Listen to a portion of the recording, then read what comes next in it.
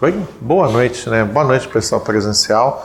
Bem-vindo, pessoal do EAD, nosso contato semanal de história. Hoje, nosso 12º contato. Vamos começar um novo bloco, um novo momento aí, que é conversarmos sobre Brasil, né? Claro, a gente primeiro tem que entender essas origens aí. De onde isso veio? Por que Brasil foi inventado? Brasil inventado? Então a gente tem que entender algumas coisas desse começo da nossa história, né? Do começo da história desse país aí, inserido dentro do processo das grandes navegações e dos interesses das nações modernas, tendo em vista que Brasil nasce dentro do período moderno. Não sei se a gente já chegou, o Brasil se já chegou à modernidade, né? Mas o Brasil nasce como uma colônia dentro do primeiro processo colonial europeu, no primeiro instante colonial europeu ali, e aí seguimos nossa história, certo? Então vamos a ela.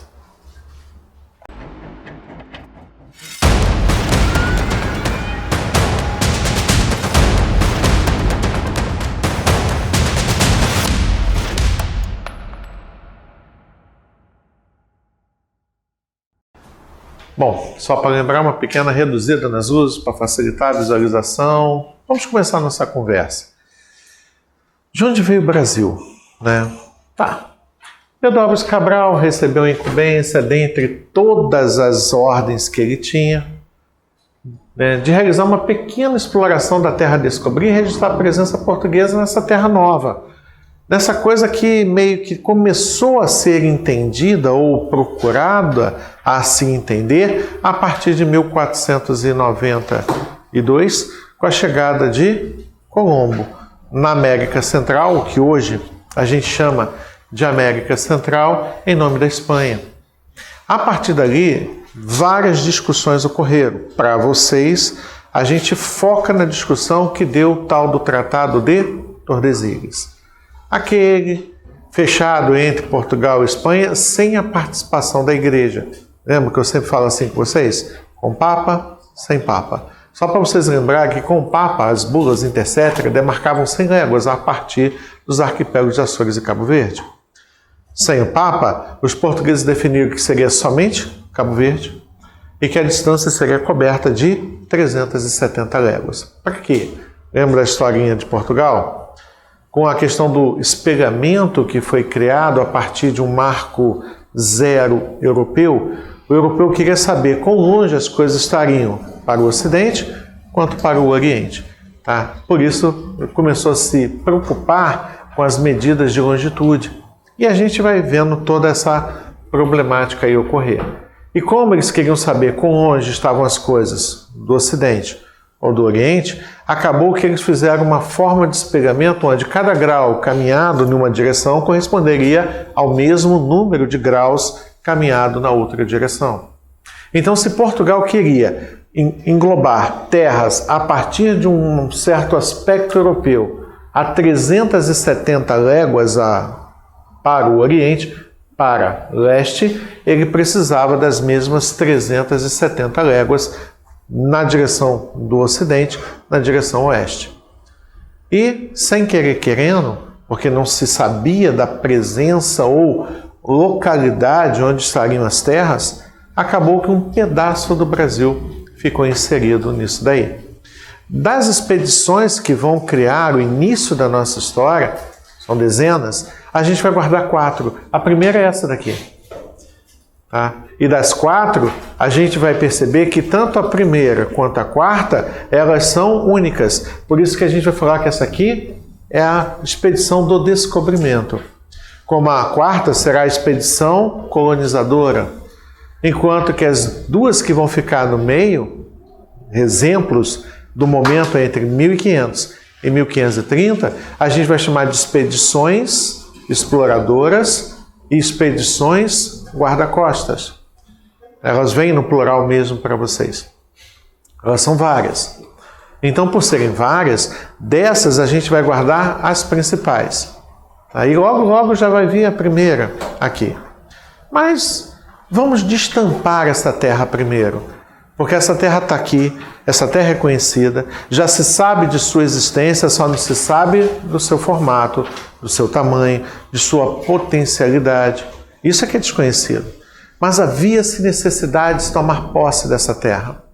Quando a gente observa a América do Norte, a América Central, onde os espanhóis já estavam navegando amplamente, inclusive tendo contratado um italiano que você conhece muito bem ele, pelo menos de nome, Américo Vespúcio, para fazer o mapeamento das áreas espanholas que englobavam terras na América hoje, América do Norte e América Central. Daqui a pouco os portugueses vão começar a buscar as questões na área sul, ou seja, na América do Sul, e esse mesmo Américo virá mapear aqui. Ao final das contas, os mapas e mecanismos e apontamentos que falavam dessas regiões acabaram batizando, né, ou batizaram em homenagem a ele, o continente como continente americano, o continente de Américo, com a América do Norte, Central e do Sul. Quando eles já estavam ali em 1492, chegaram à América Central. A partir dali, várias expedições, inclusive Colombo retorna à América, várias expedições serão enviadas à costa dessa América, dessa área espanhola. E nesse sobe e desce, mais ao norte, mais ao sul, para investigar, explorar, espanhóis começaram a vir em terras que eram supostamente portuguesas. Por que supostamente? Porque a tal da linha imaginária, vocês vão lembrar, ela não era precisa, ela era necessária. A gente não tinha exatidão na medida dessa linha imaginária. Então ninguém sabia nem onde exatamente deveria tê-la imaginado. Ela pode estar um pouco mais para lá, um pouco mais para cá, uma diferença boba de 100 km mais para oeste ou de 100 km mais para leste. Mas há uma base muito imprecisa dessa questão, e as terras supostamente são portuguesas, e espanhóis já estão chegando. Comprovadamente, ou seja, de modo registrado oficialmente, espanhóis chegaram em territórios que hoje pertencem a Amazonas, Pará, a Piauí, antes mesmo dos portugueses terem chegado, ou seja, hoje em áreas que são parte do território brasileiro. Só que se a gente fosse bem justo, a linha imaginária pegaria, lá no norte do Brasil, alguma coisa ali perto de São Luís do Maranhão. Então essas áreas, Piauí, o Amazonas, Belém, elas estariam fora realmente do contexto, estariam fora do escopo da área portuguesa. Mas por que entraram? Como entraram? Quando entraram? E a gente vai ter vários momentos para a gente observar isso daí. Porque queira ou não queira, sendo reconhecido ou não pelas nações europeias, quando a gente olha a linha de Tordesilhas, a gente vê que Brasil hoje é mais de 60% do território depois da linha. Então o que acabou acontecendo é que quando você olha o Brasil hoje, o Brasil é uma grande construção de terras tomadas dos espanhóis, tirada dos espanhóis que passaram a pertencer aos portugueses. Então houve uma invasão, a gente expandiu na direção oeste. Isso será algo muito importante também que a gente verá ao longo da nossa aula, né, sobre a história do Brasil, e que a gente começa hoje a partir desse bloco. Mas então, já se sabia que os espanhóis já estavam caminhando em áreas. Qual era o perigo se já havia um acordo entre as nações? Do mesmo jeito que havia um acordo entre as nações não legitimado pela Igreja Católica Apostólica Romana, há outras igrejas católicas também, não apenas a Católica Apostólica Romana, em Roma, com o Papa, tá? Mas se essa que regulava a questão ocidental. Então, mesmo que houvesse uma legitimidade dada pela Igreja para o acordo de 1494, ainda havia outros pressupostos daquela época. Inclusive um poemazinho em latim que tem uma frase que diz utis posses. Escreve utis possidetis, né? Utis posses, ali. O que quer dizer? É a utilidade da posse, é a posse útil. É uma espécie de uso capião, que o uso capião é sobre terras devolutas. A partir do momento em que você expropria uma propriedade privada, porque ela não tem utilidade, ela não é útil ao seu dono, então que ela seja passada a alguém que vai torná-la útil. Eu sei que a gente vive muitas vezes alguns contratempos em relação a isso daí. E que hoje esse tipo de pensamento ele está mais atrelado a uma suposta esquerda política, alguma coisa assim, mas na verdade ele é um pensamento profundo capitalista. Se você não está tornando essa área útil, para que você a detém? Para que você tem posse sobre ela? É melhor que ela esteja na posse de quem tornará útil. Para que você tem terras onde não produz alimento? Para que você tem 2 casas se você só mora em uma? Então, quando começa a se colocar dessa forma, né, é socialismo, comunismo, que quer tirar propriedade para quem não tem, aquelas coisas, não, na verdade, isso é um pensamento bem capitalista. É tirar de quem não está produzindo nada para colocar na mão de alguém que possa produzir algo pouco, médio, muito, tanto faz, mas que possa tornar aquilo útil. Então havia um risco de Portugal perder a posse do Brasil. Havia, porque Portugal não havia tomado posse ainda. Aí era pior. Se você pode tirar a posse de alguém que já tem posse sobre aquele bem, objeto, área, terreno, imagina se ele ainda não tomou posse dessa área, se ela ainda está desocupada. Desocupada não, vamos ser bem honestos, né? Quando os europeus chegaram na América, eles encontraram quem? Índios. Até porque eles achavam que tinham chegado as Índias. Então encontraram índios aqui.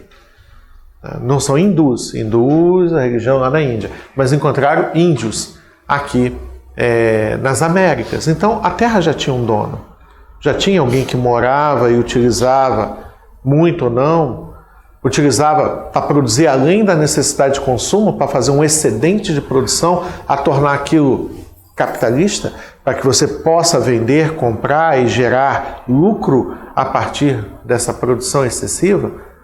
Tendo em vista que os nossos índios viviam de caça, coleta, pesca, alguma plantação, né? Plantava-se alguns alimentos, mas na maior parte do tempo era coleta, era caça, pesca que abastecia eles, né? Com o suficiente para manter a vida. Então, dentro desse aspecto, Portugal corre. Para quê? Para tirar o que estava tampando o Brasil, para deixar o Brasil evidente, demonstrado, descoberto. Para isso era necessário 2 coisas.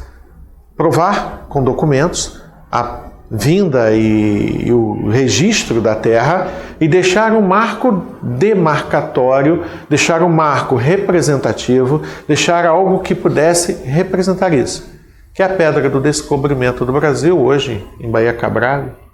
Apesar de ter passado um bom tempo da história do Brasil sumida, né, até ser encontrada em um açougue, servindo de base dentro do estabelecimento comercial, mas ela está lá no lugarzinho, mostrando qual foi o primeiro marco, o primeiro símbolo de Portugal sobre essas terras aqui.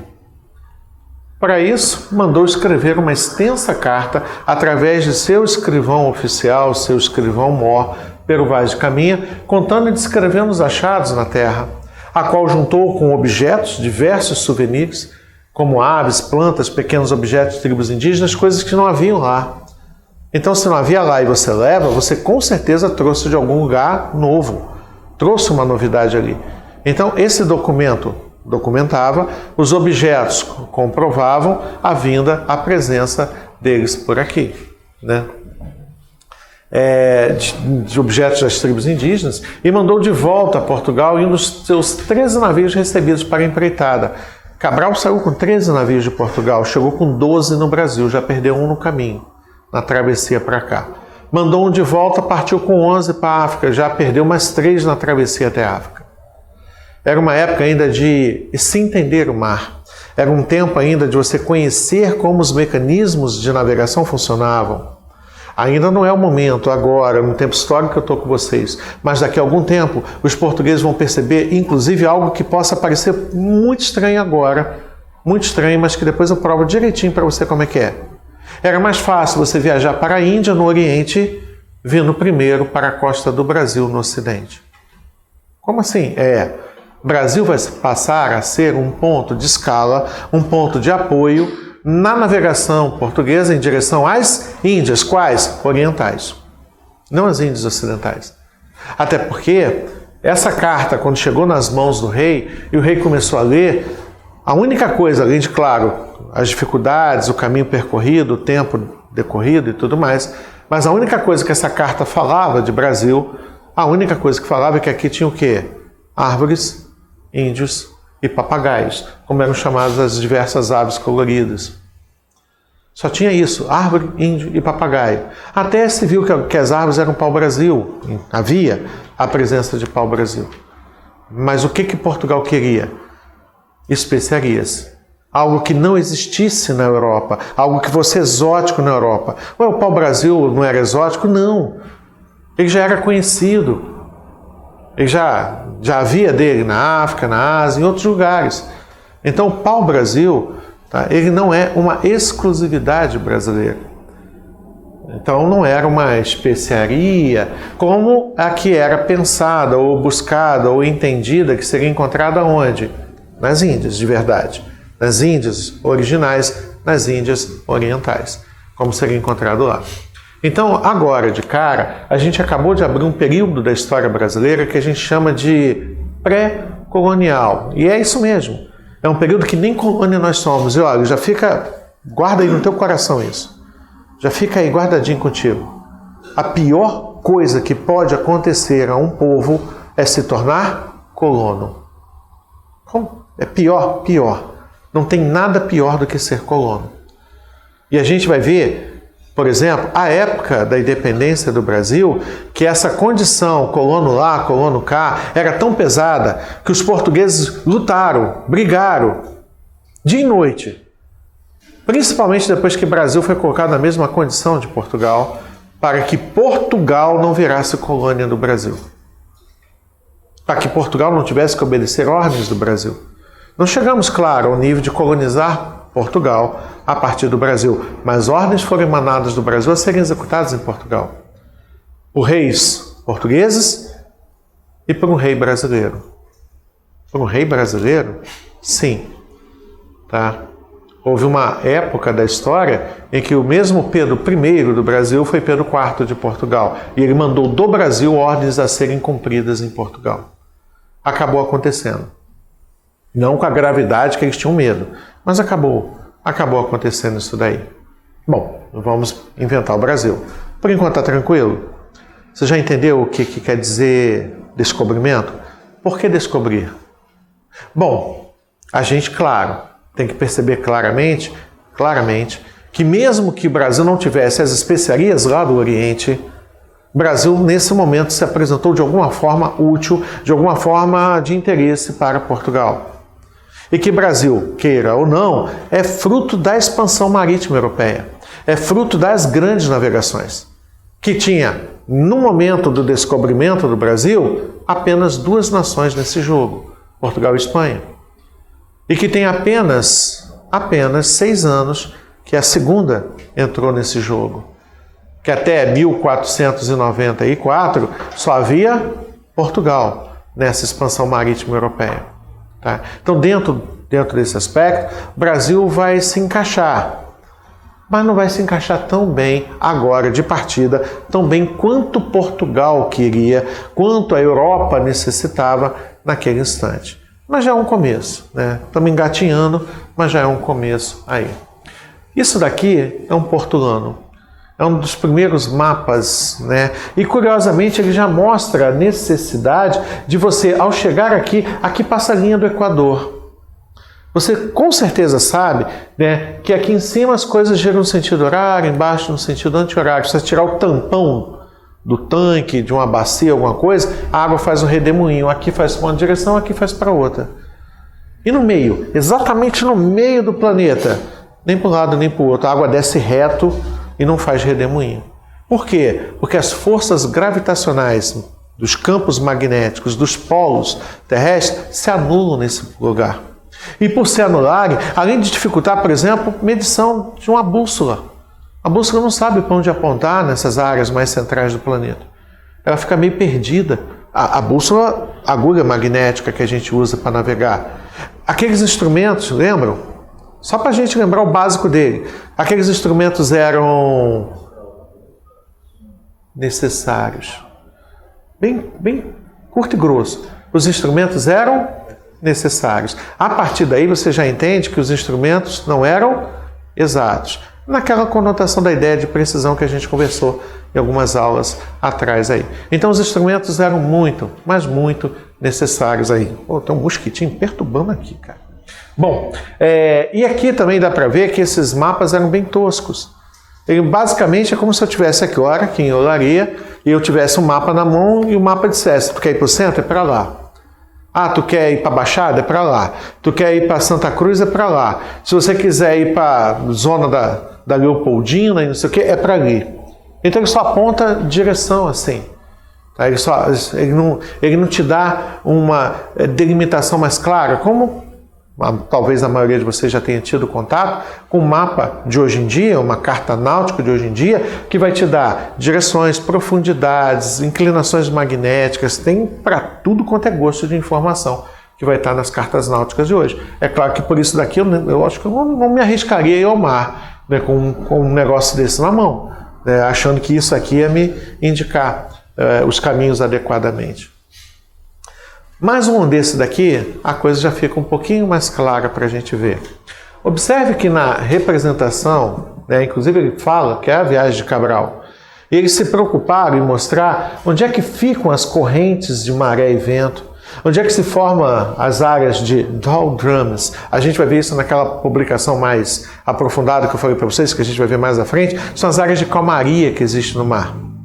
Por isso que algumas vezes algumas pessoas de muito boa vontade, mas não sei se de modo adequado, disseram que navios à vela, por falta de vento, atravessaram o Atlântico e vieram parar no Brasil. É a mesma coisa para mim dizer que o carro sem gasolina chegou até um destino XYZ, sem combustível. Porque o combustível do navio à vela é o vento. Se não tem vento, não tem combustível. Então como ele navegou? Pegou as correntes marinhas. Pô, ele estaria, de repente, até hoje, 500 anos depois, né, para chegar aqui, se tivesse com apenas a corrente marinha para arrastar esses 13 navios da esquadra de Cabral até aqui. Mas veja que aqui as setinhas mostram, né, posicionam na direção da costa aqui do Brasil. No entanto, quando você olha aqui junto à costa africana, você vê que as correntes são contrárias. Naturalmente, para a navegação à vela, você percebe que você tem mais adequação de vento e maré que projeta você da Europa na direção da costa do Brasil. E quando você olha as setinhas aqui embaixo, você vê que as setinhas apontam na direção da África do Sul. Dependendo da época do ano, em vez de você vir forçando a navegação, tendo que ficar zigue-zagueando, orçando o teu navio à vela para chegar aqui embaixo, você fazendo isso, por mais distante que seja, você vai poder economizar até 3 meses de viagem para chegar às Índias. 3 meses eu acho que é um tempo bom de economia, né? Às vezes aquele GPS que aponta para a gente, olha, você está no caminho mais rápido, mesmo que não seja o caminho mais curto, porque o caminho mais curto está engarrafado, está entupido, está com problema, ele te indica um caminho mais longo, mas será o caminho mais rápido para você percorrer. Esse era o caminho mais rápido nesse contexto, que a gente vai estar vendo na navegação na direção da costa da Índia aqui, na busca da direção da costa da Índia. Até aí também tranquilo? Razões. Está lá na tua prova agora, a tua prova quer que você aponte por quê. Não tem um porquê apenas, tem vários porquês aí. Por quê? O século XIII, o Brasil é fruto do século XIII? Olha, eu diria que o Brasil é fruto até do Império Romano, mas não vou tão longe não, que o historiador tem um problema assim, né?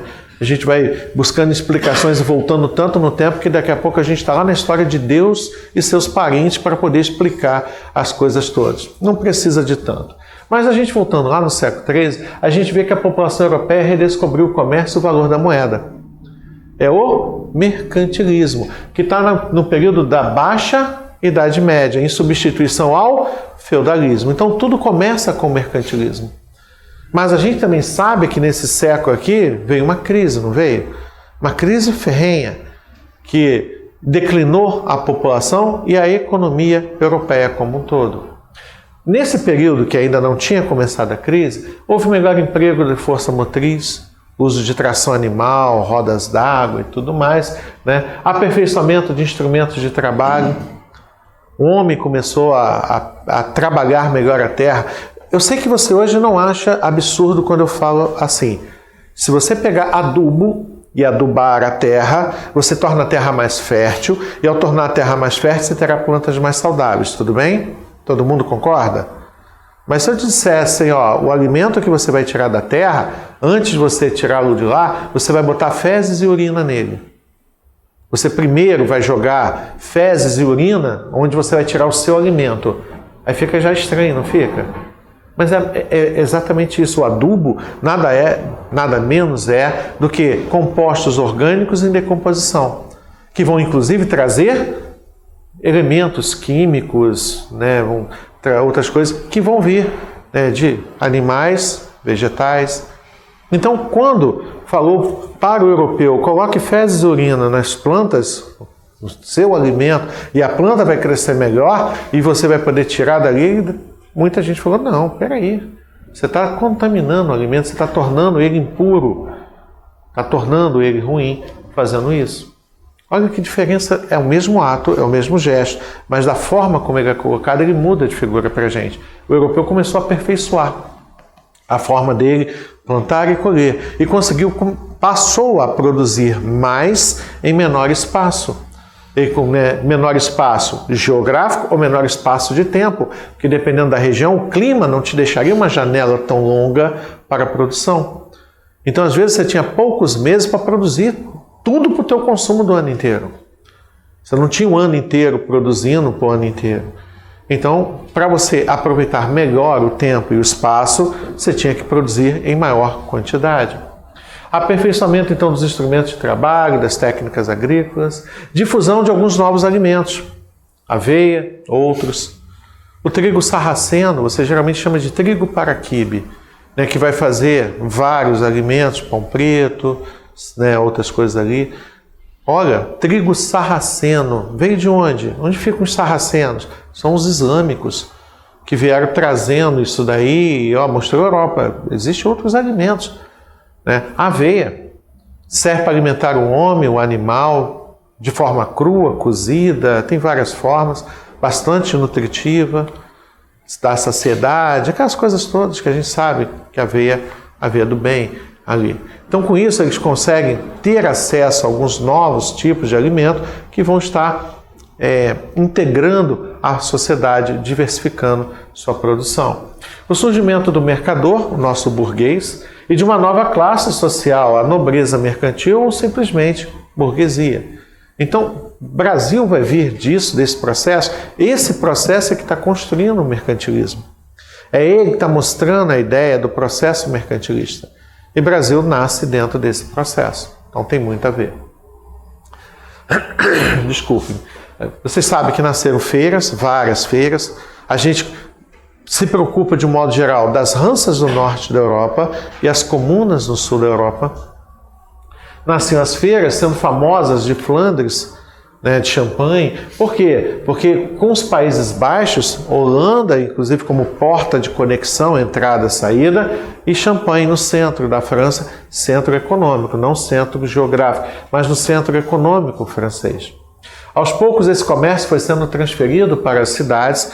Geralmente, nesse período, a gente chama de burgo, para lembrar da questão germânica, da questão teutônica, lá das ranças, por isso que usa o termo em alemão para as feiras e para as cidades, né, que cresceram em tamanho e população.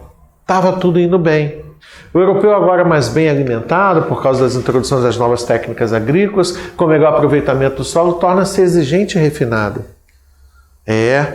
Agora a gente começa a diferenciar, né, porque antes estava todo mundo em uma situação caótica comum. Mas quando vieram as melhorias tornaram uns melhores do que outros. Pode ser uma vírgula. Pode ser uma vírgula. Entendeu? Mas a pessoa quer mostrar algo mais. Ela quer ostentar algo mais. E muito mais do que ostentar, ela quer ter a posse de algo mais. Então a gente começa a perceber que determinados produtos somente terão acesso a eles pessoas de muita propriedade, de muita capacidade. Quanto mais caro, menos gente tem acesso. Quanto mais raro, mais nobre. Veja hoje em dia, às vezes existe apenas um objeto daquele no mundo inteiro. Aí vai a leilão e pessoas pagando milhões, às vezes bilhões, por um objeto, por alguma coisa, para ser ele o dono daquilo. Para quê? Desculpa. O ar seco me atrapalha um pouco. Para quê? Para ter a exclusividade daquele objeto. Tem coisas simples. Às vezes porque pertenceu a uma determinada época, região ou pessoa, não, só eu tenho esse objeto que pertenceu a fulano, ou a essa época, ou a essa condição. Aquilo se torna, claro, extremamente especial. Para quem? Às vezes a gente se cogita, questiona em relação a isso, né? Botaram à venda uma roupa de um artista. Aí o pessoal pagando milhões por aquilo. Você olha, pô, não daria nem um centavo. Mas para aquela pessoa aquilo era algo muito especial, muito raro, muito caro. E daí vem essa questão, né, desse refinamento, e aí você começar a estratificar as pessoas. Perdão. Mas não havia já estratificação antes? Claro que havia. Muitas vezes a estratificação era do mais forte. Quem era mais forte, tinha um braço mais forte, uma espada maior, a que acabava dominando. Agora, com a entrada do mercantilismo da burguesia, às vezes você não precisa ser o mais forte, basta você ser o mais rico. Já funciona do mesmo jeito em relação a isso.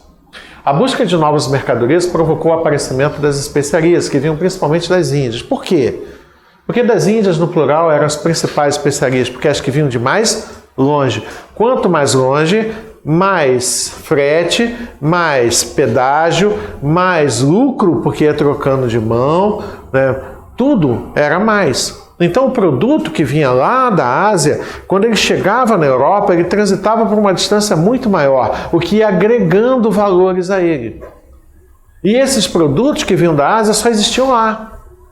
Não adiantava querer vender, por exemplo, lã. Vou vender lã de carneiro na Europa. Lã de carneiro já tem lá, já tem lã. Então é claro que isso não chegaria especial. Mas e o algodão? O algodão vindo do Egito, até hoje, qualquer loja de cama, mesa e banho que você chegar aí, quero uma toalha de algodão egípcio, eu quero um lençol de algodão egípcio. Você vai ver que são os mais caros, os melhores que vão estar ali. Né? Mas eu quero algo mais ainda importante, seda. Vindo lá da China, vindo lá desses lugares longínquos.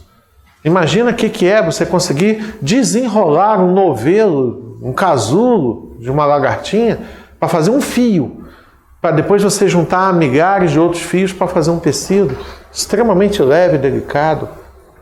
É claro que isso é um produto extremamente especial na Europa, né? Quem é pobre vai vestir lã de carneiro, quem é rico vai vestir algodão, cânhamo, né, linho, seda, outras fibras, né, mais agradáveis, mais confortáveis de se utilizar.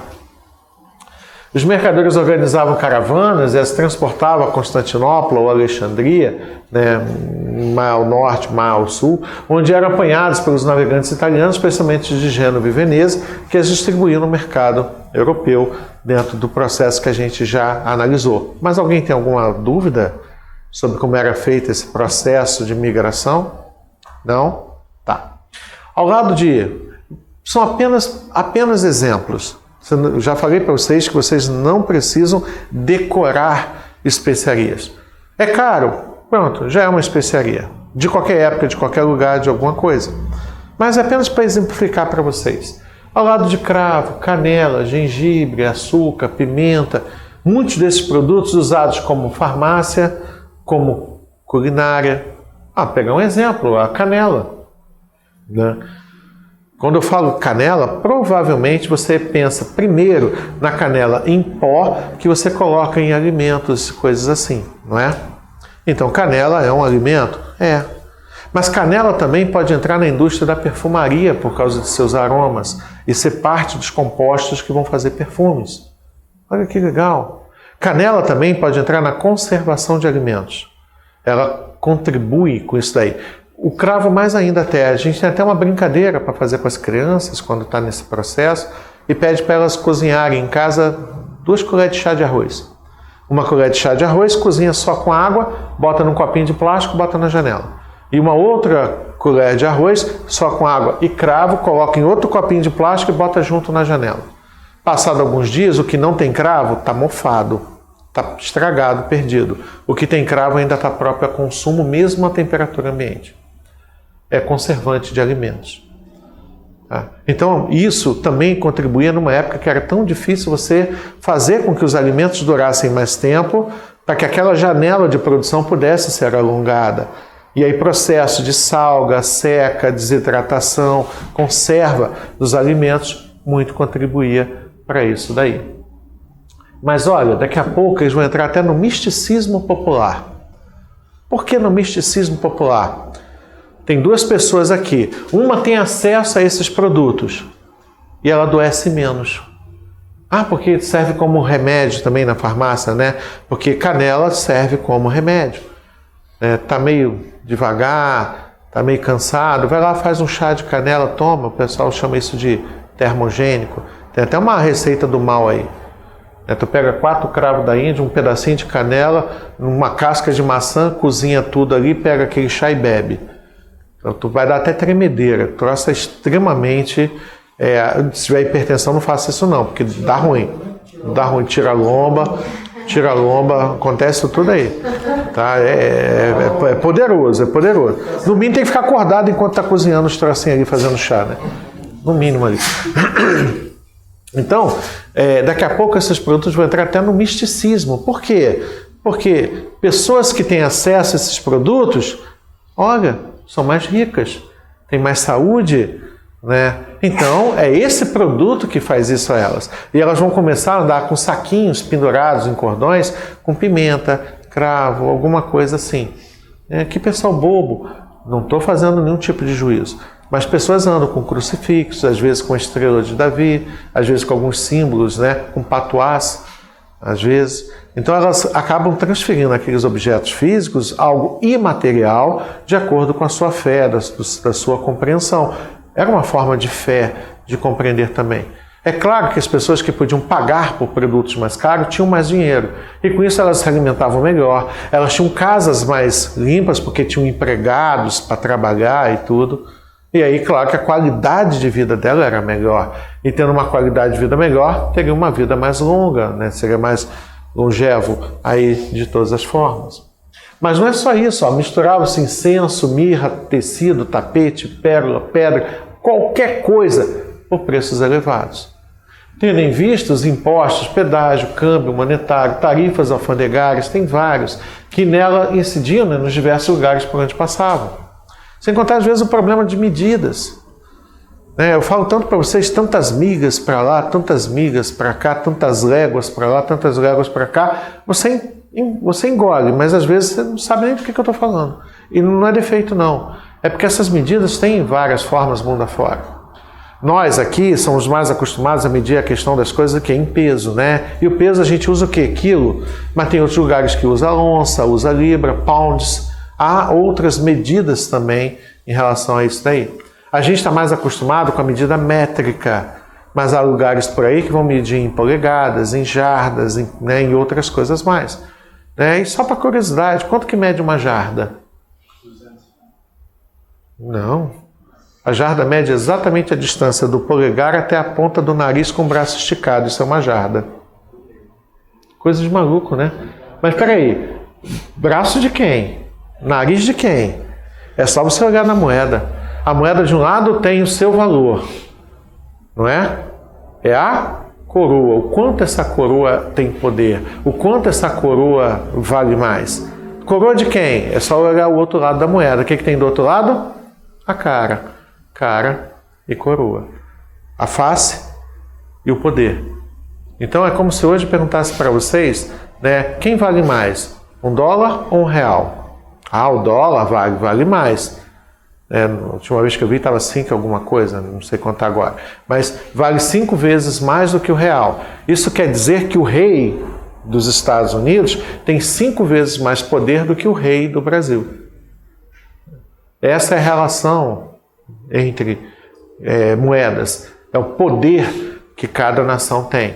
Claro que esse poder ele caminha de várias formas, ele já foi atrelado a várias outras coisas, Talvez você já tenha passado por isso em geografia, onde a gente já atrelou a ouro, a gente já atrelou a outras coisas, atrelado hoje ao dólar. E o dólar americano atrelado. Mas aí a gente já hoje pesa um pouquinho para o lado do euro, né? Tem um poder de barganha muito grande. O Ien, vai dizer que o Ien não tem um poder de barganha imenso também, né? A moeda chinesa lá. Então tudo isso aí acaba pesando. E hoje a gente até contabiliza, além do poder militar, sim, ele faz a moeda valer mais ou menos. Moedas mais valorizadas são de nações mais poderosas, incluindo com o poder militar associado. Tá? Por isso que você vai encontrar uma moeda europeia, né, mais poderosa do que uma moeda brasileira, ou uma moeda americana mais poderosa que uma moeda brasileira, e assim vai. Mas também há capacidade industrial, renda per capita, produto interno bruto, há várias coisas que entram nessa contabilidade contínua, continuamente, e até fatos políticos. A gente vê que às vezes uma mudança de governo, uma mudança dentro de um governo, a troca de um ministro, alguma coisa, pode provocar queda ou subida dos valores monetários da moeda de um país em relação à moeda de outros países. Não é só no Brasil. Isso acontece em qualquer lugar do mundo, tendo em vista as flutuações políticas que podem acabar implicando em flutuações produtivas, o que vai fazer com que moedas vão mais ou vêm menos, em todos os aspectos. Isso não é de hoje. Isso já vem de épocas mais remotas, claro, e agora no momento que a gente conversa sobre a construção do Brasil. Até aí também tranquilo? Segue? Tá. Os mercadores acumularam riqueza e se agruparam em associações de proteção ao seu desenvolvimento. A gente acabou chamando essas associações de guildas. As guildas vão desenvolver mais. Um vasto circuito se originou, abrangendo o Mar Mediterrâneo, Báltico, Atlântico, Mar do Norte. No Báltico, a presença de comerciantes alemães, aí a gente vai ter prussianos, teutões, germânicos, permitiu surgir uma das mais famosas formas de associação de comércio, a Hansa. E quando as Hansas se interligaram, as ligas hanseáticas, juntando essas Hansas aí. Vou comparar para ficar assim mais fácil. Uma guilda. Eu tenho a guilda dos sapateiros. Por quê? Porque eles precisam de couro, precisam de madeira, precisam de prego para fazer os calçados daquela época. Então tinha a guilda dos ferreiros, fazendo pregos de objetos de metal. Tinha a guilda dos curtidores de couro, para poder produzir o couro. Havia a guilda dos sapateiros. Quando você chegava num lugar, como hoje a gente chega numa feira, e aí você vê banana, tomate, laranja. Geralmente o vendedor, ele trabalha com um único produto. Você chega, às vezes, ainda mais assim, tipo barraca de laranja, só tem laranja. Barraca de banana, só tem banana. Às vezes é uma barraca de frutas e tem várias ali. Mas você não vai ver na mesma barraca o cara vendendo fruta e carne, na mesma barraca. Não teria ali um propósito, ou seja, cada barraquinha, cada posto ali seria o representante de uma guilda, associada numa feira, onde você vai encontrar uma questão mais plural de produtos e comércio. Daqui a pouco, essa feira comunica com a de lá para trocar seus excedentes. E aí é que forma as ligas hanseáticas. Tá? Então, as guildas é a unidade menor, a Hansa é uma unidade maior, a Liga Hanseática a junção dessas unidades maiores. A via marítima provocou o enriquecimento dos portos intermediários e na história de Portugal a gente viu como Lisboa foi muito privilegiada em função disso. Por ter portos naturais, eu não tenho engenharia para fazer porto artificial.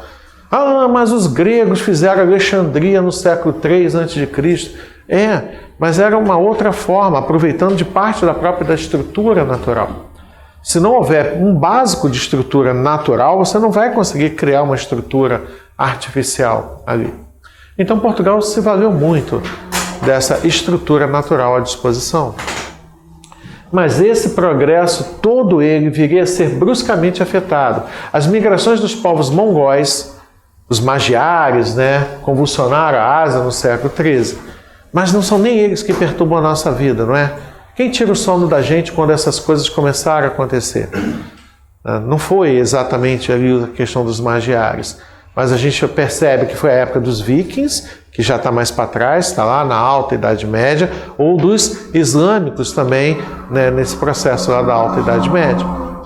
Então, não é nem esses daqui que tiram o nosso sono das nossas histórias aqui.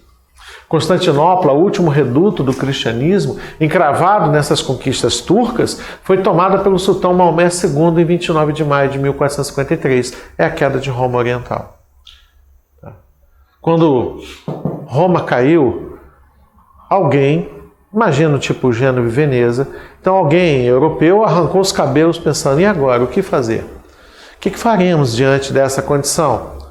Aí alguém se tocou que Portugal já estava léguas e léguas à frente desse processo, tendo combinado necessidade, potencialidade, capacidade. Tá? A capacidade vem de onde? Da escola de Sagres. A necessidade pela própria crise comercial. E a potencialidade vem da sua geografia, que deu a eles essa possibilidade de fazer isso daí. Então, quando Portugal juntou a fome com a sabedoria e a vontade de comer, partiu nas grandes navegações, partiu nesse processo muito antes das outras nações. Lembram? Depois de Portugal, a próxima que consegue convergir os meios necessários, fazê-los se agrupar para se lançar as grandes navegações, é a Espanha, só em 1492, bem depois até da própria queda de Constantinopla. Esses eventos perturbaram o comércio europeu, ocasionando uma crise na segunda metade do século XIV. Dificuldades climáticas, ebulição política causada pela Guerra dos 100 Anos, contribuíram para essa crise, agravada pela presença da peste bubônica proveniente da Ásia nos porões dos navios cruzados. Peste, guerra, fome, isso convulsionou demais a Europa em todos os momentos. O estabelecimento turco em Constantinopla, transformado em capital das terras conquistadas e rebatizada de Istambul, como é até hoje, provocou a ruína do comércio mediterrâneo. O Mediterrâneo, que estava nas mãos italianas, Gênova e Veneza principalmente, agora está ladeira abaixo. Naturalmente, esse comércio vai caminhar por onde? Pelo Atlântico. Naturalmente, o Atlântico vai começar a substituir as deficiências da navegação que ocorria por dentro do Mediterrâneo. Inclusive, a partir de agora, da queda de Constantinopla, tendo a necessidade de encontrar uma passagem que comunique o Atlântico ao Oceano Índico, ao Oceano das Índias, lá do outro lado. Né? A dificuldade de obtenção das especiarias menos abundantes e, portanto, mais caras, provocou a busca de um meio de se chegar às Índias, fonte das especiarias principais e mais importantes, e impedir o avanço turco. Há um duplo interesse aqui, isso tem que estar bem claro para a gente. Tá? Como a gente vai ver esse duplo interesse, por exemplo, no ato de navegação. Lembra do ato de navegação, 1651? O que o ato de navegação queria? Arruinar com o holandês. Por quê? Porque se eu tirar ele de lá, o espaço que ele ocupa vai ficar livre, desocupado. E aí eu vou poder ocupar esse espaço. E aí, ocupando esse espaço, eu vou enriquecer. Há um duplo interesse. Tá? Eu sei que a gente sempre prega para que isso não aconteça, né? Se você quer que a sua luz brilhe mais, não apague do vizinho. Mas o que na maior parte das vezes que vai acontecer é a gente apagar do vizinho para a gente brigar mais e fazer depois a nossa até brigar mais e mais e mais ainda. É da própria natureza humana fazer isso. Lembra de Caim e Abel? Pois é, um estava fazendo oferenda, o outro veio e apagou a luz dele, né? E aí Caim matou Abel. A história é antiga em relação a isso. Então, dentro desse nosso aspecto aqui, haverá essa disputa sim. Um querendo sobrepujar ou até tomar do outro. Aqui a gente vai ver. Português queria ter acesso ao comércio? Sim, para dividir com os árabes? Não, para depois tomar dele. A gente viu isso. Os portugueses chegaram quando? Às Índias? 1498 com Vasco da Gama. Nem demorou muito. 9 anos depois, faz a conta. 98 mais 9... 1509, 10... Está batendo ali, né? Pois é. Pouco tempo depois, Portugal já está começando a tomar isso. E aí acabou que tudo se materializou na Batalha Naval de Dil. Ela materializa, mas as coisas já estão ocorrendo ali nessa faixa. Entre a chegada de Vasco da Gama em 1498 até a Batalha Naval de Dil em 1509. Está ali. Muita coisa acontecendo. Ela só materializa esse processo inicial. Mas tudo parou em 1509? Claro que não. A gente ainda tem que fechar outra passagem. A outra passagem é fechada com a tomada da cidade de Ormuz em 1515. Vamos desenhar um gráfico de Portugal? Até 1515 eu tenho certeza que esse gráfico será uma linha ascendente. Até 1515 eu não tenho dúvida. Né? Portugal está ali na sua linha construindo e é uma linha ascendente. A partir daí as dúvidas já virão para a gente. Mas já já a gente conversa, volta nessa tônica aí. Como o ideal de cruzada ainda se encontrava latente, o desejo de difundir o cristianismo exclui seus interesses econômicos. Então, nas cruzadas, sejam elas quais forem, havia realmente interesse religioso? Sim. Sim, havia. Como também havia um interesse político, havia um interesse econômico e assim por diante. Igualmente, tornava-se urgente para a Europa achar o quê? Metal. Onde foi parar o ouro europeu? Onde foi parar a prata europeia? Foi parar lá na Ásia. Na troca desigual entre produtos europeus e produtos asiáticos, a Europa compensava seus produtos baratos com a injeção de dinheiro na troca comercial. As raras minas europeias desse metal se exauriram no mundo antigo e o progresso exigia ouro, base das transações comerciais modernas, ou seja, exigia dinheiro, base das transações modernas.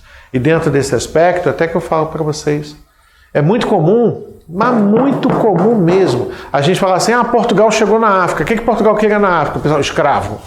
Calma, gente.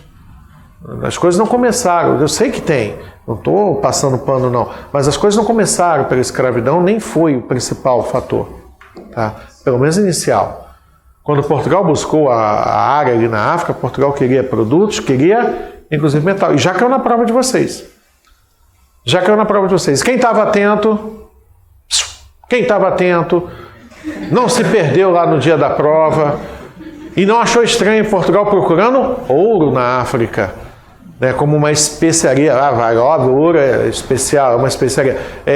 Portugal buscava ouro na África. Por quê? Porque precisava de dinheiro. Como é que você desenvolve o sistema mercantilista sem dinheiro? Não rola. Pega um pedaço de papel, pinta e diz que ele tem. Não, ninguém vai acreditar nisso. A empreitada necessitava de desenvolvimento tecnológico, que eu falei, ter a necessidade, ter a possibilidade, mas ter também a capacidade. Quem capacitou Portugal a fazer grandes navegações? A Escola de Sagres. Ela é o elemento capacitador agora. Ela veio em busca de resolver essas deficiências, estudando os astros para navegar, desenhando mapas, cartas náuticas para navegar, calculando elementos matemáticos para navegar, para construir o navio, para fazer comércio, engenharia, para desenvolver novos tipos de navios, com finalidades e empregos próprios. E tudo começou em qual navio mesmo? A caravela. E o que é a caravela? Nada mais, nada menos do que a junção de várias embarcações somadas. A popa de um, a proa do outro, o fundo de uma característica do outro, as velas de outro. E Portugal juntou isso que dava mais certo em cada um tipo de navio e colocou tudo num lugar só. E esse lugar você chama de caravela, com finalidades e empregos próprios. Inclusive, quando a gente passa a pensar na caravela, é quando a gente passa a pensar em navios que eram construídos pensando principalmente o seu interior, a sua adequação dos seus espaços internos. Por isso que a gente fala que é pelo método de esqueleto rígido, quando é fabricado desse jeito. Antes, quando o navio aterrava, batia na terra para poder carregar, descarregar, ou no combate se chocavam, eu acabava mais focado no formato externo, na estrutura externa do navio. Por isso que o mais antigo a gente chamava de encostado rígido. Certo? Então é natural para a gente ver essas condições. O contato com os povos do Oriente, do Norte, da África contribuiu com as descobertas e o desenvolvimento técnico. Interessante pensar assim. Né?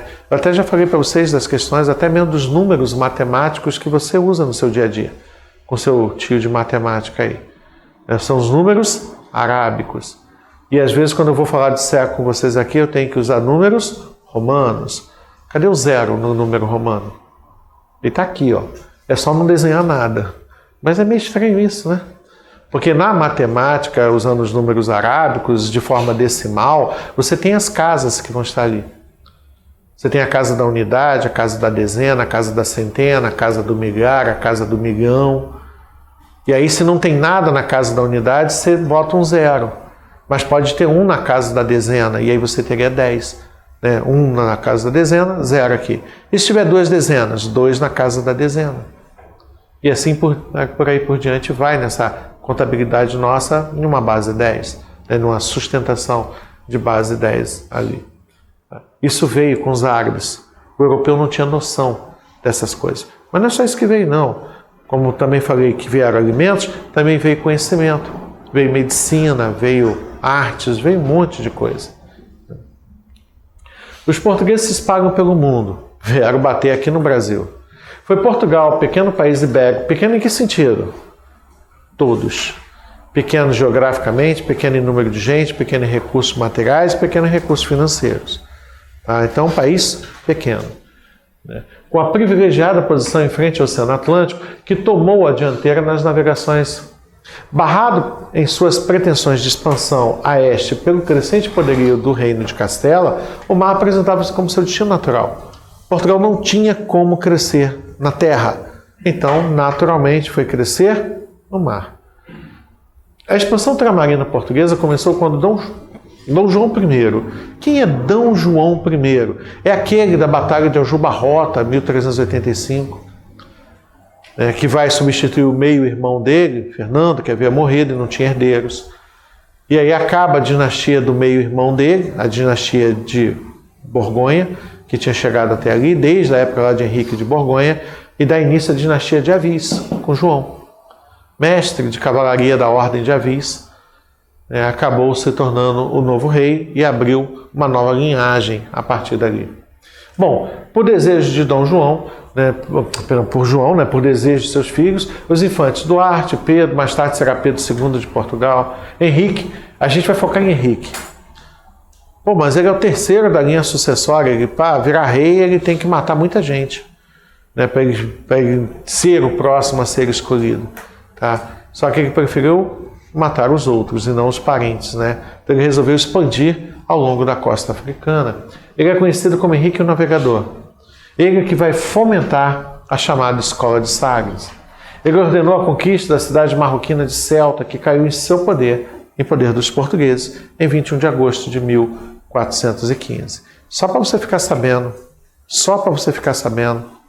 1415, Celta passou a pertencer a quem? Portugal. Em 1416, Celta pertencia a quem? Ninguém. Por que ninguém? Porque foi todo mundo embora. Ninguém queria nada com os portugueses. Os árabes que viviam no norte da África não iam se sujeitar aos portugueses ali. Ué, então, Celta no ano seguinte já não tinha mais valor? Não. Então o que Portugal foi obrigado a fazer? Ir para o próximo ponto. E dali para o próximo ponto. E dali para o próximo ponto. Então começou uma sistemática expansão atrás de recursos, enfrentando dificuldades, principalmente nessa parte norte da África, que fica acima do deserto do Saara, ou África sobre-saariana, conhecida também como África Branca. Porque abaixo do deserto do Saara, o pessoal tem a pele até mais escura, não anda cheio de roupa e turbante e tudo mais ali, não. Então essa África subsaariana é conhecida como África Negra, como é chamado esses termos, esses elementos aí. Tá? Então quando Portugal ainda estava na África Branca, Portugal não teve muitos ganhos não, mas a partir do momento em que acompanhou e passou para a África Negra, aí os lucros e ganhos de Portugal começaram a se avolumar.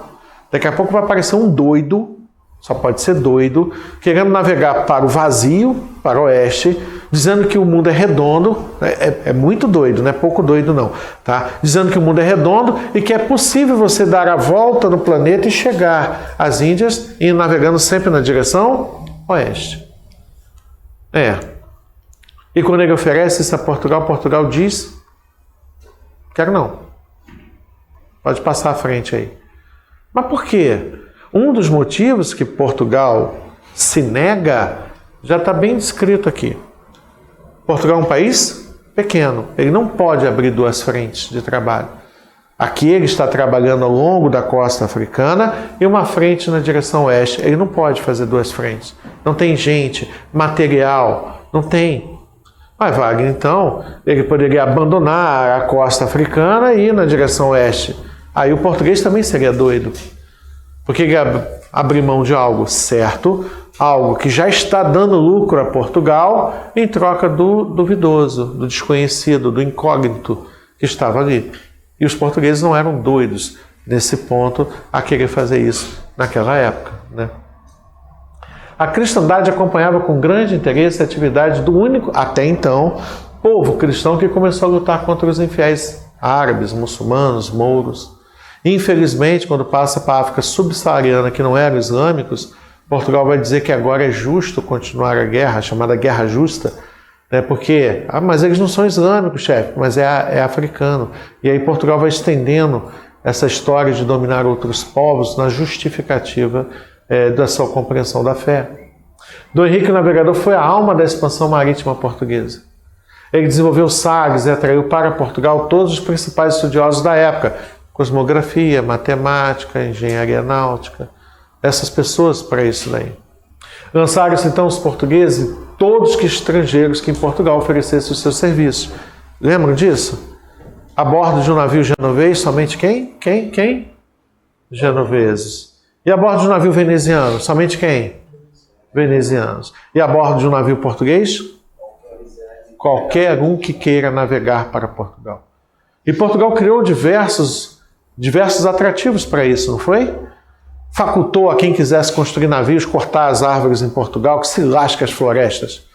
Se dane, isso é papo de gente maluca, proteger a floresta. É só cortar tudo, fazer navio e sair por aí conquistando os mundos, né? Pois é, os portugueses permitiram o corte das florestas para a construção naval. Deu diferencial de bandeira, lembra? Diferencial de bandeira? Quem navegasse pela bandeira de Portugal pagava metade dos impostos. Então Portugal com isso atraiu navegadores, atraiu pessoas. É claro que o que Portugal construir, o que Portugal desenvolver, o que Portugal descobrir, vai acabar vazando essas informações. Quem inventou mesmo a caravela? Portugal. Colombo, italiano, em nome da Espanha, atravessou o Atlântico a bordo de quê? Caravelas. O primeiro cara que fez a primeira viagem de circunnavegação no mundo. Viu o documentário Sem Limites? Quem era ele? Fernão de Magalhães. Ele fez isso em português, em nome de Espanha. Ele fez isso a bordo de quê? Caravelas. Mas por que o mundo podia usar caravelas? Por quê? Porque a informação não ficava restrita a Portugal, tendo em vista da grande presença de estrangeiros fazendo isso daí. Em 1418, João Gonçalves Arco, Tristão Vaz vai descobrir Porto Santo. Diogo Silva de 27, Gil Antes 34, Antônio Gonçalves. Olha, são várias e várias aí, mas eu te juro, juradinho, pé juntinho, que você só precisa, na costa oeste africana, conhecer dois lugares. Onde? Onde tudo começou. Onde tudo começou? Celta. Quando? 1415. Nas mãos de quem? Henrique. O rei é João I. Nas mãos de Henrique. Tá? Tranquilo? Pois é. E o próximo ponto da costa oeste africana que te interessa é o meio. Começo, meio e fim. O fim, vou caguetar. Vasco da Gama, 1498, lá na Índia.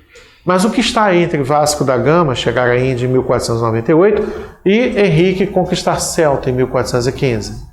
Bartolomeu Dias, lá no Cabo das Tormentas, Cabo da Boa Esperança. Entendeu? Tá lá, hoje, Cape Town, na cidade do Cabo, na África do Sul. Então a gente só precisa guardar esses três aí, mas entendê-los bem, porque eles são os pontos cardeais desse processo da navegação. Claro que para a gente, para o Brasil, para em 1488. Por que para em 1488? Por que eu não preciso, para Brasil, olhar o Índico? Porque o Brasil é banhado apenas pelo Atlântico. Então, para a história do Brasil, com todas as importâncias dos outros oceanos e mares mundo afora, Para a história do Brasil só te interessa um oceano, e esse oceano é o Atlântico. Não temos história fora do Atlântico. Desde a nossa concepção, origem, até hoje. A história do Brasil é uma história atlântica, em todos os aspectos. Nuno Tristão, chega Cabo Arguim, vai estar todo mundo aí. 1460 vai começar a ter um pequeno problema aqui em Portugal.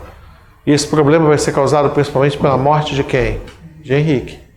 A morte de Henrique, ocorrida em 1460, arrefeceu, esfriou os ânimos, o ritmo das navegações, dando uma esfriada nos ânimos dos navegadores que timidamente continuaram por meios próprios os estudos do oceano. Aí é que está a palavrinha mais importante que eu falei para vocês lá em Portugal. Independente de quem, isso daqui faz toda uma diferença.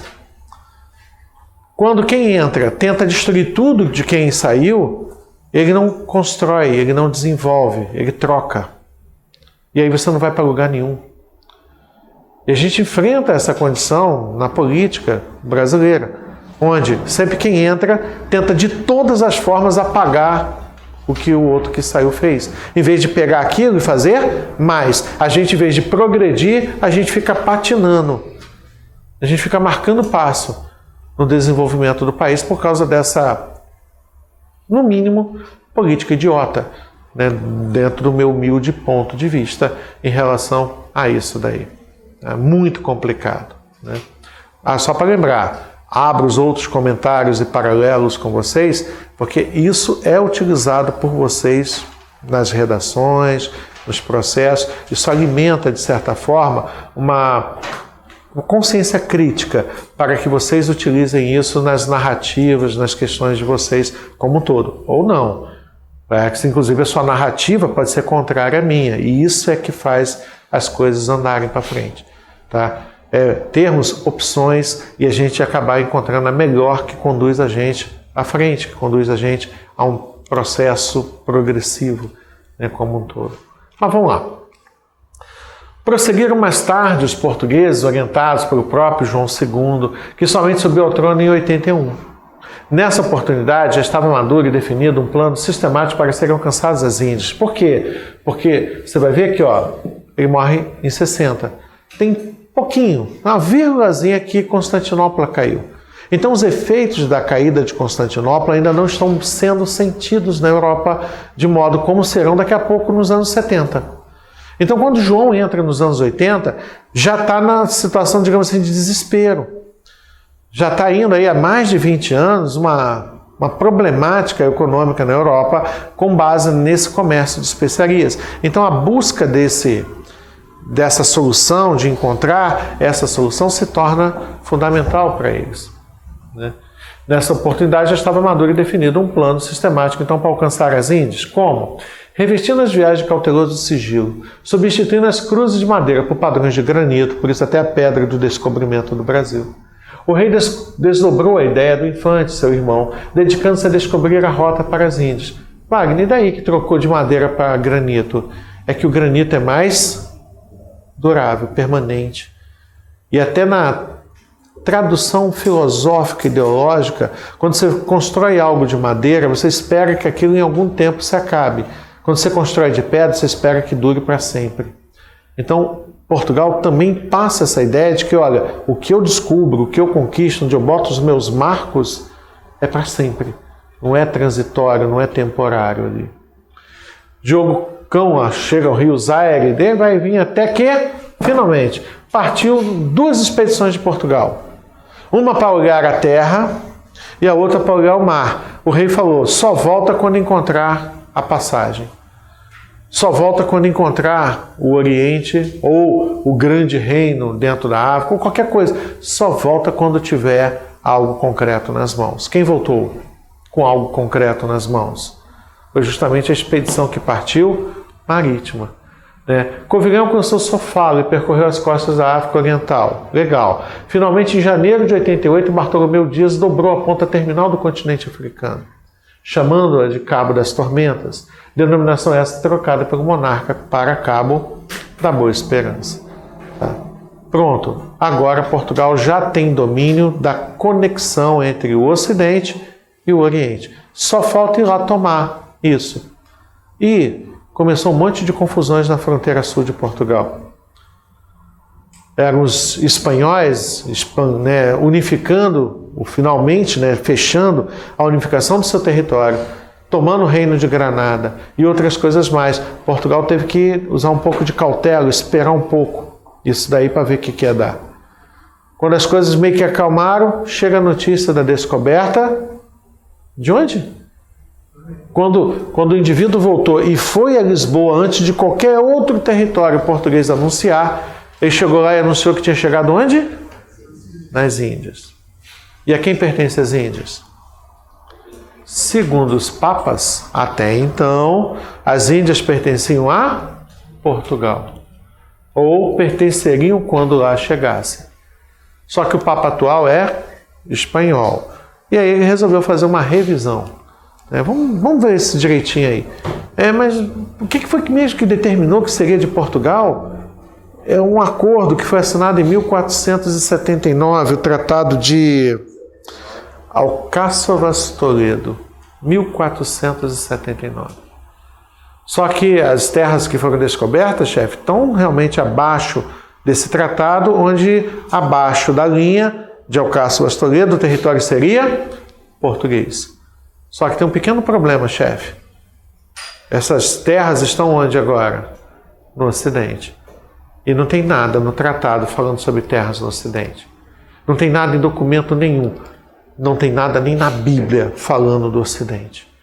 Então o Ocidente não existe. Ele vai passar a existir agora.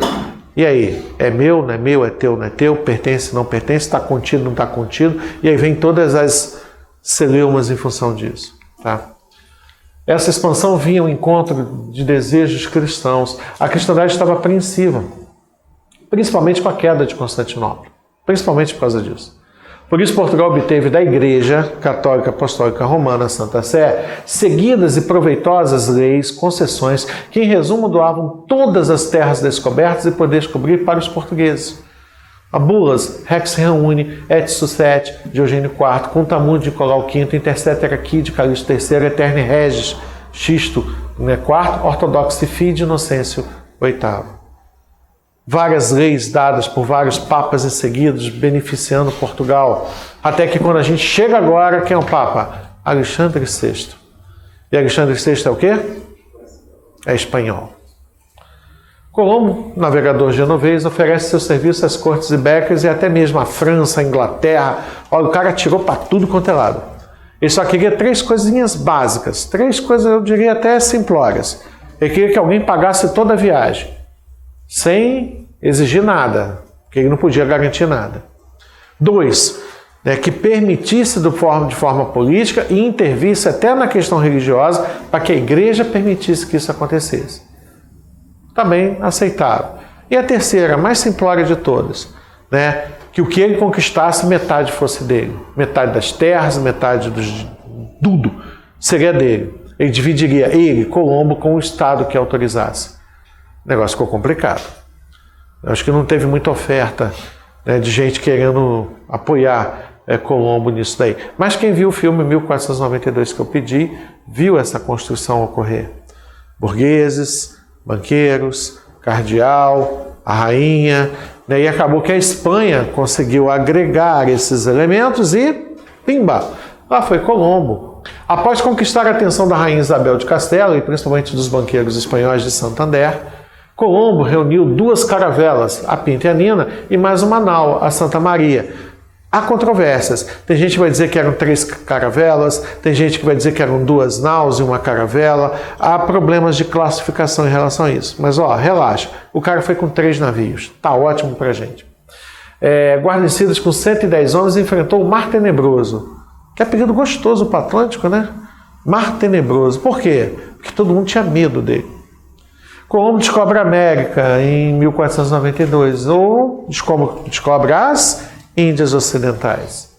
A existência de diversas leis papais, bulas papais, assegurando aos portugueses terras não descobertas, fez com que o rei de Espanha logo recorresse ao Papa Alexandre VI, pertencente à família aragonesa de Aragão, dos Borges, né, dos Borges, se fosse em português aí, né, portanto primo do rei, para que lhes confirmasse a posse das terras encontradas por Colombo. É claro que o cara ia puxar para o lado dele, só precisava do argumento para isso. Através das bulas exímias e devociones, e claro, principalmente das intercetera, essa é que pesa mais, tá? O Papa estabeleceu uma demarcação para a soberania de Castela, imaginando um meridiano que, distante 100 léguas das ilhas de Açores e Cabo Verde, daria início às posses espanholas, castelhanas, até a linha portuguesa. Dom João não se conformou com isso. Por quê? Ele queria muito um pedaço do Brasil, certo? Você já entendeu que não. Ele queria muito a posse sobre o centro, que era a concentração dos produtos asiáticos. E eles se concentravam onde? Na costa da Índia, em Calicut, lá na costa da Índia. E como é que ele já sabia disso, ele não tinha chegado lá? Muito simples, lembram? A parte desconhecida da África era a costa da África, era a costa oeste, africana. Essa era a costa desconhecida. A costa leste, era conhecida. Por quem? Por todo mundo. Inclusive pelos árabes que dominavam a navegação na região, o comércio e tudo mais que estava ali. Tanto quanto que Vasco da Gama, quando chega à ilha de Madagascar, na ida, na viagem dele, ele já sabe que lá ele pode contratar pilotos, pessoas que sabem navegar na região, para levá-lo até Calicut, na Índia. Ele já sabe. Essas informações já existem, já estão disponíveis a Portugal. Tentou diplomaticamente a anulação das bulas, não deu resultado. Mandou Rui de Sande propusesse um paralelo das Canárias, pelo Tratado de Alcácer Toledo, para servir de divisão entre as posses de Castela e Portugal, que guardaria o domínio meridional, recusada, né, ou seja, a Espanha, né, ficaria, né, com a parte setentrional e Portugal com a parte meridional ali. Recusada essa proposta, enviou a Castela Rui de Pina e Pedro de Dias, os quais não obtiveram resultados satisfatórios. Aí Portugal falou, então vamos para o pau. A gente vai disputar isso nas armas. Espanha tinha acabado de unificar seu território e a coisa ainda estava um pouco pastosa. A igreja não queria medir força com outra nação católica. A igreja recuou e Espanha aceitou, né, os acordos, as posições ali. Apelou então para ameaça, aparelhando forte esquadra que disputaria pelas armas as terras descobertas. O bom senso prevaleceu, ou o medo. Às vezes é a mesma coisa. Os reis católicos espanhóis não se interessaram, porém, em medir forças com Portugal. A fatigante luta contra os mouros, os negócios da Itália aconselhavam uma política pacífica. Assim, Castela procurou negociações diretas. Na pequena cidade espanhola, né, de Tordesilhas, reuniram-se os negociantes de Portugal e Espanha que assinaram, em 7 de junho de 94, a capitulação da partição do mar Oceano, vulgo Tratado de Tordesilhas. Ou seja, os capítulos de um documento, né, os capítulos que fazem a divisão do oceano. O Acordo de Tordesilhas é um tratado de área marítima, de acesso, de comunicações marítimas, que, claro, colocou como um brinde, né, como um prêmio ali, as terras que estivessem tocadas, abrangidas por essas rotas marítimas como um todo. O acordo previa que, através de um meridiano em toda a extensão da Terra, não é só ali em cima do Brasil, não, como aparece nas imagens para vocês, que passasse a oeste de 370 léguas do arquipélago de Cabo Verde. As terras não europeias a leste seriam de Portugal, as situadas a oeste espanholas. Esse tratado representou uma grande vitória da diplomacia lusa, pois defendia a rota africana que os nautas portugueses há tantos anos perseguiam. Por outro lado, sem esclarecer de qual ilha partiria a contagem nem qual tipo de légua ser usada, na época tinham 3, o tratado nunca pôde ser realmente demarcado, ser prático, né, ser materializado, nem respeitado por ambos os países, que se interessavam na persistência da dúvida. E a linha devia estar aqui ou estar lá? Não sei. Mas se eu estiver lá, tu não pode falar nada de mim, que a linha podia estar mais para lá. Né? Ah, é? Então eu também posso estar mais para lá, porque a linha podia estar mais para cá. Então essas inconsistências poderiam acabar sendo de interesse dos dois lados. O lado português se prevaleceu mais dessa inconsistência da medição. Aqui, para essa imagem dá para ver mais claramente isso, né? O meio do planeta está aqui, ó. Isso aqui é o meio do planeta, onde passa a linha do Equador. Tá? Aqui é o arquipélago das Canárias, que foi utilizado para fazer o Tratado de Ocasio-Cortez Toledo de 1479. Quando Colombo parte da Europa e navega e chega na América Central, em Cuba, ele chega abaixo da linha de Ocasio-Cortez Toledo. Isso aqui é terra portuguesa, acima terra espanhola. Mas como isso daqui não estava na época que foi feito esse acordo, porque esse acordo era para determinar que os espanhóis só poderiam navegar para lá, até as Canárias, para que os portugueses tivessem essa navegação aqui. Então, como aquilo não estava, nas discussões foi feita uma primeira linha, que no espelhamento deixava a Índia de fora. Portugal empurrou a linha mais para lá, que no espelhamento coloca a Índia dentro da esfera, dentro da área de interesse de Portugal. Mas eu sei que eu já falei com você aqui que Portugal ficou com a metade maior, lembra disso? Eu até falei, em matemática não rola, mas história rola. Uma metade maior do que a outra. E nessa de ficar com a metade maior do que a outra, os portugueses dominaram até aqui. Até essa linha vermelha aqui. Tudo isso aqui ficou terra de Portugal. Mas, Wagner, daqui em diante era para ser terra de Espanha. Inclusive aquele caguete português, como é que é o nome dele mesmo? Fala de novo. Rodrigo Santoro, né? Não, é o Fernão de Magalhães. Quando faz a viagem, o pessoal chega aqui, fala para a Espanha, ó, tem português em terra espanhola. E Portugal vai ter que indenizar a Espanha pelo que tirou daqui, pela posse de territórios. E olha que Portugal ainda foi mais metidinho. Chegou, ó, Japão, ó.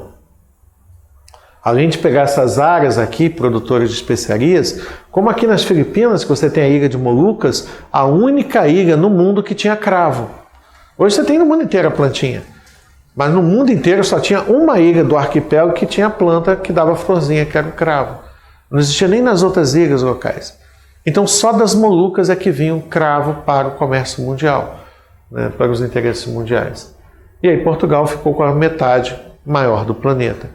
Tecnicamente, a Espanha ficou com a metade mais rica, tecnicamente falando. Por quê? Pelo menos de um ponto de vista mais imediatista. Porque ao chegar aqui e encontrar os astecas, os maias e os incas, com uma grande quantidade de metais já extraídos, circulantes, todo esse imenso tesouro foi levado a uma para a Espanha.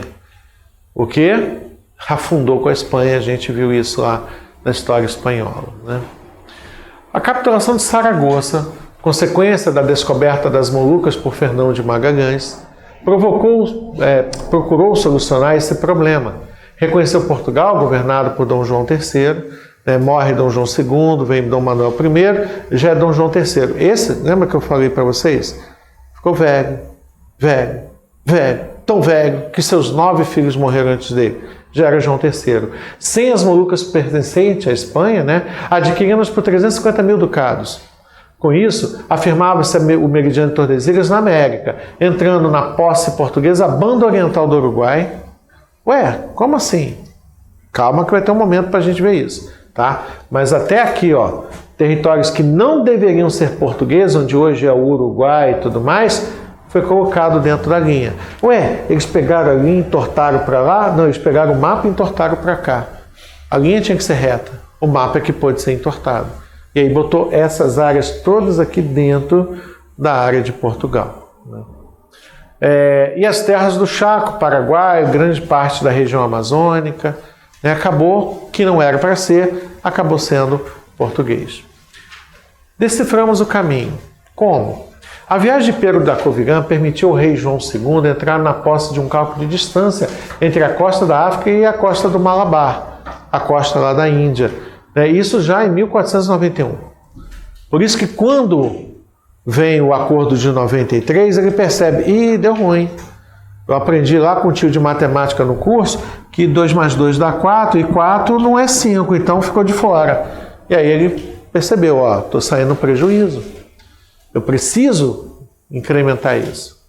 Estava completada, embora apenas de modo visual, experimental, prático, empiricamente, a triangulação do caminho para as Índias. Partia de Lisboa, contornava o continente africano fazendo o périplo africano, passando pelo Cabo da Boa Esperança chegava em Calicut. Mas tu sabe que isso é só a primeira etapa. O português não quer só o comércio do Oriente. Ele quer que os outros não tenham. E quem são esses outros? Os árabes. Então aqui havia um duplo fim.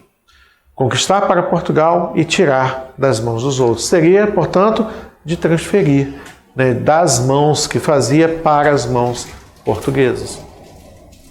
Morreu João II, seu substituto Manuel, só teve um, Manuel I, o venturoso das grandes aventuras.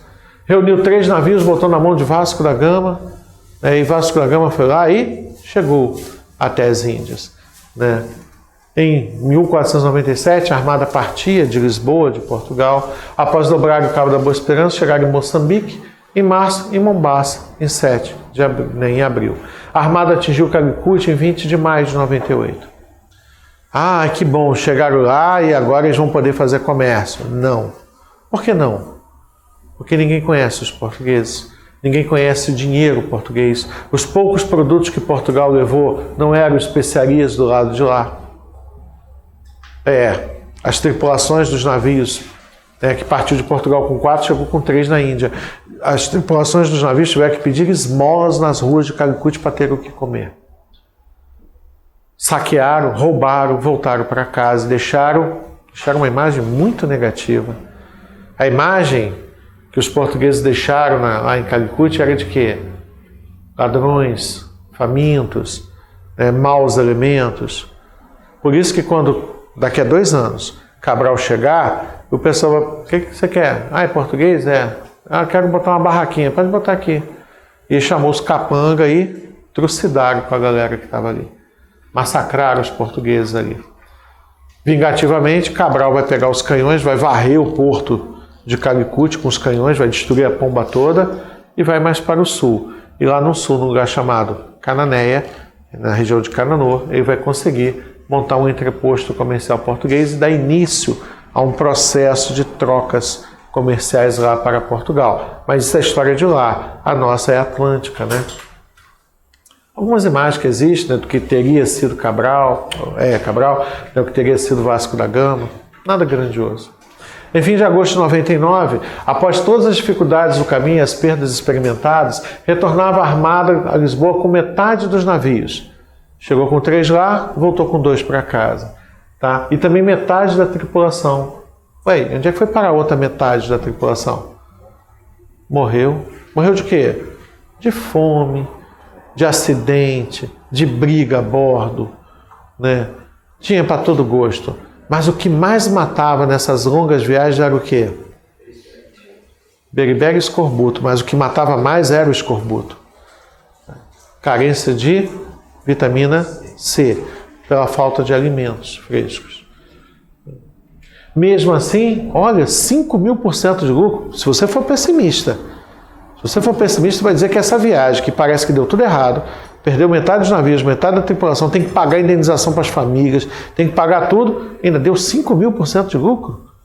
Então, essa viagem não foi um desastre, essa viagem foi um imenso sucesso econômico. A partir de então, Portugal passa a travar uma luta de morte para garantir suas possessões comerciais ao longo da costa africana e das Índias.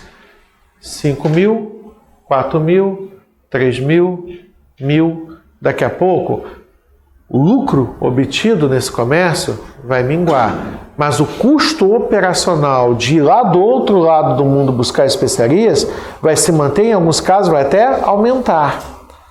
Então, daqui a pouco, aquele gráfico que eu falei para você que até 1515 a gente ainda consegue desenhar um gráfico ascendente, um sobe e descezinho, mas está sempre subindo, a partir de 1515 o negócio já fica meio pastoso. Fica meio embaçado a gente conseguir fazer isso daí. E aí já virá um período de certa estabilidade e depois um período de declínio.